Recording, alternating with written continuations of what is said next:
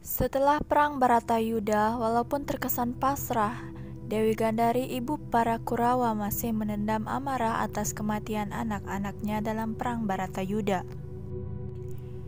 Jika teringat hal itu, ia pun mengutuk Krishna karena dialah motivator terjadinya peperangan tersebut. Konon, Dewi Gandari yang didukung adiknya Sangkuni telah mendidik anak-anaknya agar menikung Pandawa, sepupunya. Semua itu dilakukan karena dendam kepada Pandu Dewanata yang tidak memilihnya, malah memberikannya kepada saudaranya, yaitu Drestarastra yang buta. Sementara itu Yudhistira yang masih sangat berduka atas kematian Karna sebagai kakak tertua seibu di medan laga, menolak menjadi raja pasca peperangan tersebut. Ia ingin hidup menjadi pertapa di hutan dan meminta Arjuna menggantikan posisinya. Arjuna tentu saja keberatan atas niat putra Pandu yang tertua tersebut. Akhirnya, atas desakan semua peserta pertemuan, Yudhistira pun menuruti permintaan mereka menjadi Raja Hastinapura. Ia memimpin kerajaan dengan adil dan mencintai rakyatnya sesuai dengan nasihat-nasihat yang diberikan oleh pamannya Bisma. Walaupun para Kurawa telah ditumpas para Pandawa, namun Raja Yudhistira tetap menghargai pamannya sehingga Raja Drestarastra tidak lagi berduka. Ia bahkan tampak lebih berbahagia daripada sebelumnya, tatkala kerajaan masih berada di tangan Raja Duryudana, anak sulungnya. Akan tetapi, lain lagi sikap Bima, putra kedua Pandu. Manakala ia berpapasan berdua saja dengan pamannya tersebut, ia tumpahkan segala kekecewaan betapa jahat para Kurawa kepada para Pandawa. Mereka dikondisikan kalah bermain dadu sehingga menjadikan Drupadi sebagai bahan taruhan, dan segala kekecewaan lainnya atas keteledoran pamannya itu dalam mendidik anak-anaknya yang juga saudara sepupunya. Sang Drestarastra pun mengakui keteledorannya itu bahwa ia telah mengabaikan saran Widura adiknya agar Pandawa dan Kurawa bersatu.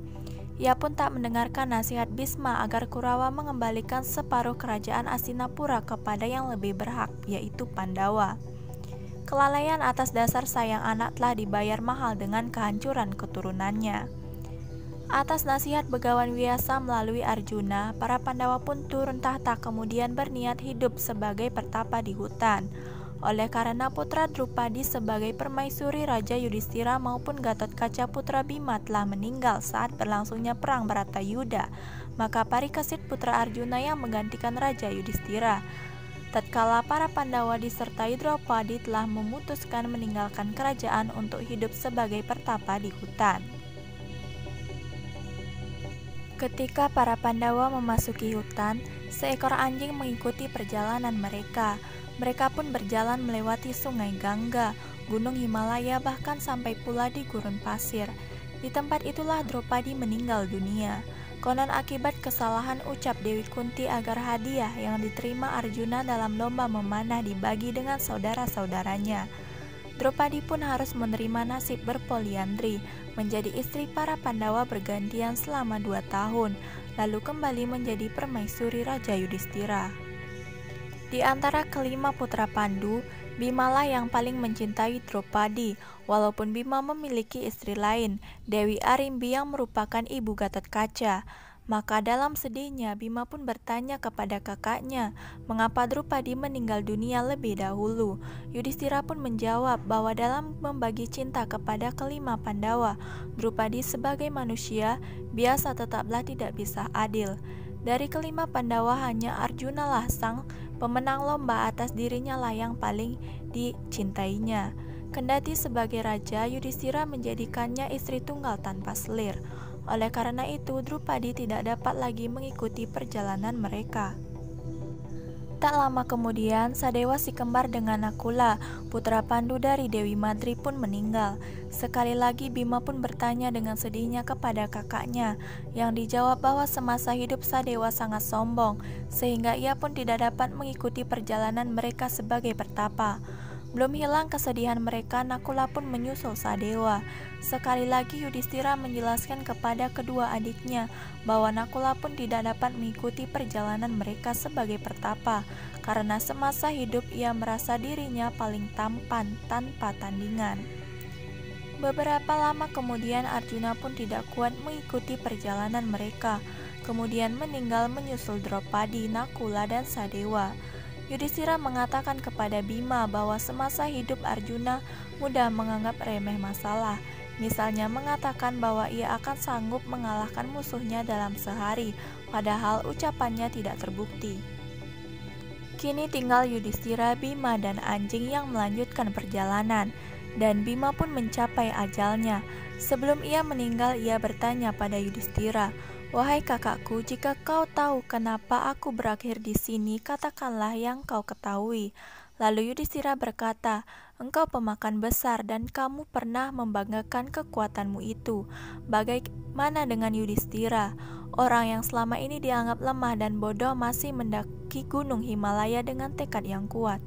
Yudhistira kini hanya dengan anjingnya melihat jenazah adik-adiknya di lereng gunung. Kemudian dia melihat ke atas, tampak puncak Himalaya yang disinari matahari.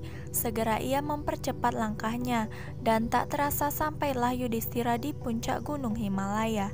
Seketika itu langit terbelah dan Dewa Indra turun dari langit menaiki kereta kencana. Dia mengajak Yudhistira menuju surga. Yudhistira ingin anjingnya ikut ke surga, namun anjingnya tidak dapat diperbolehkan masuk surga, kata Dewa Indra. "Maka aku tidak akan pergi, istri dan adik-adikku telah meninggalkan aku sendirian, tetapi anjing ini dengan setia mengikutiku kemana aku pergi," kata Yudhistira. "Apabila aku pergi ke surga meninggalkan anjing ini sendirian, manusia macam apa aku ini?"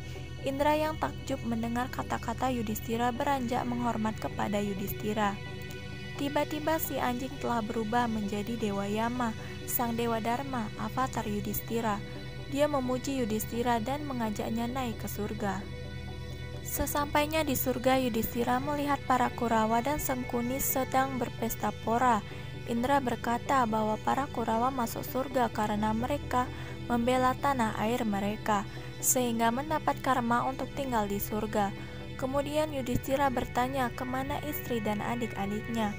Oleh Indra, Yudhistira diajak ke neraka di mana Draupadi, adik-adiknya, dan juga Karna disiksa di neraka karena dosa-dosa mereka.